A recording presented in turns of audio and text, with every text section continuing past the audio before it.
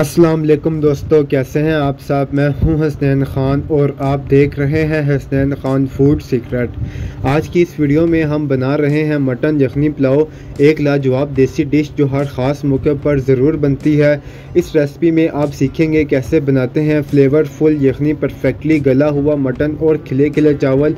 ये सादा तरीन पुलाव भी टेस्ट को चार चांद लगा देगा। तो स्टार्ट करते हैं। बिस्मिल्लाह रहमान रहीम। यहाँ पर मैंने लिया है 1.5 किलो के करीब मटन। इसे अच्छे से धोकर किसी टोकरी में रख देंगे ताकि इसका पानी अच्छे से निकल जाए और इसमें ब्लड वगैरह भी ना रहे। यखनी के लिए हमेशा हड्डी वाला गोश्त लें क्योंकि हड्डी वाले गोश्त की यखनी बहुत ज़ायकेदार बनती है। एक कढ़ाई लेनी है, इसमें पहले गोश्त डालना है। इसे आप बीफ या मटन दोनों में बना सकते हैं। एक मीडियम साइज़ का प्याज इसमें ऐड करना है। 4 से 5 हरी मिर्च ऐड करेंगे। एक छोटा टुकड़ा अदरक का इसमें जाएगा।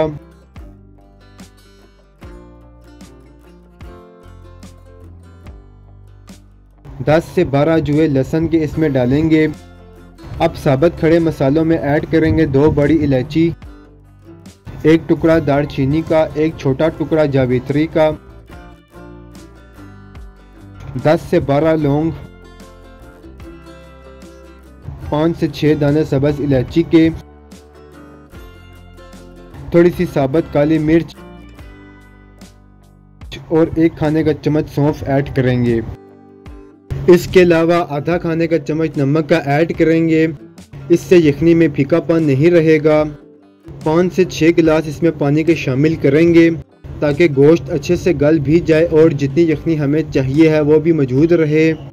अगर आप एक बेहतरीन टेस्टी यखनी तैयार करना चाहते हैं तो गोश्त को कुकर के बगैर पकाएं। गोश्त खुद से जितना भी टाइम लेकर गलेगा इसकी यखनी इतनी ही बेहतरीन बनेगी। आप अच्छे से इसमें बॉयल आने देंगे। अब ढककर इसे 1 घंटे के लिए पकाएंगे। ये गोश्त पर भी डिपेंड करता है कि वो गलने में कितना टाइम लेता है। 1 घंटा हमारा कंप्लीट हो चुका है। ढक्कन हटाएंगे। गोश्त हमारा बेहतरीन गल गया है। गोश्त को अलग करना है और यखनी को छान लेना है। अब देचकी में 1 से 1.5 कप के करीब ऑयल ऐड करेंगे। ऑयल को थोड़ा सा गर्म होने देंगे। 3 मीडियम साइज के प्याज स्लाइस में कट करके डालेंगे। इसके साथ ही इसमें डालेंगे जीरा, काली मिर्च, बादियान का फूल। प्याज को गोल्डन ब्राउन होने तक फ्राई करना है। बहुत ज़्यादा डार्क कलर प्याज पर नहीं लाएंगे। जब इतना कलर प्याज पर आ जाए तो इसमें गोश्त डालेंगे।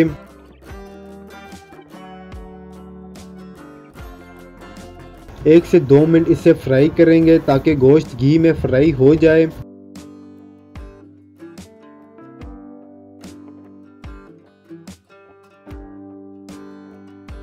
अब इसमें 1 चाय का चम्मच कुटी लाल मिर्च डालेंगे।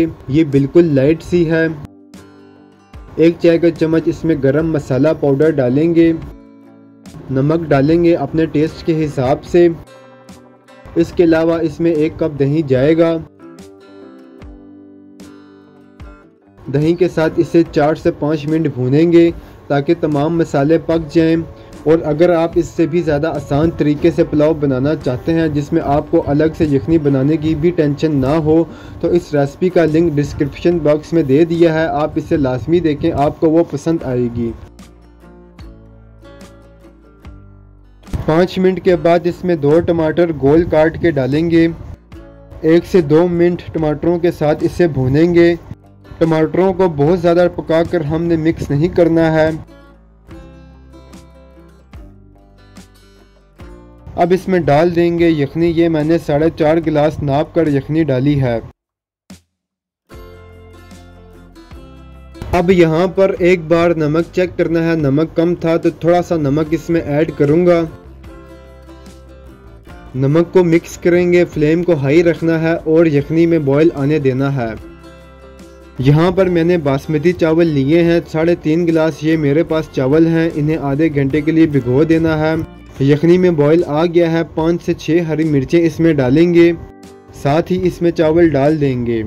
3.5 गिलास हमारे पास चावल हैं तो 4.5 गिलास इसमें यखनी जाएगी। अगर आप परफेक्ट मेजरमेंट के साथ पानी या यखनी ऐड करते हैं तो आपके चावल खिले खिले बनेंगे। इन्हें मिक्स करना है, ढककर हाई फ्लेम पर यखनी ड्राई होने तक पकाना है।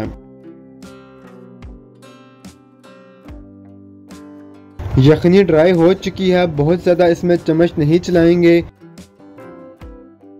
बस इसे ढककर 20 मिनट के लिए दम देंगे। 5 मिनट फ्लेम को हाई रखना है ताकि इसमें स्टीम बन जाए, फिर फ्लेम को लो कर देना है।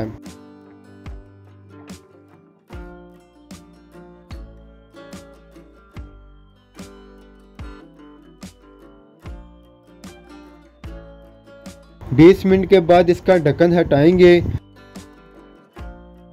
तो एकदम खिले खिले चावल बने हैं।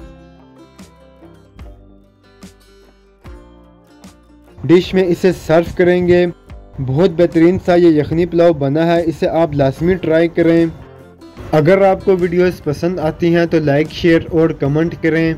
मेरे चैनल को सब्सक्राइब करें, बेल आइकन के बटन को दबा दें ताकि आने वाली न्यू वीडियोस आसानी से आपको मिल सकें। हसनैन खान को इजाज़त दें, अगली वीडियो तक अल्लाह हाफिज़।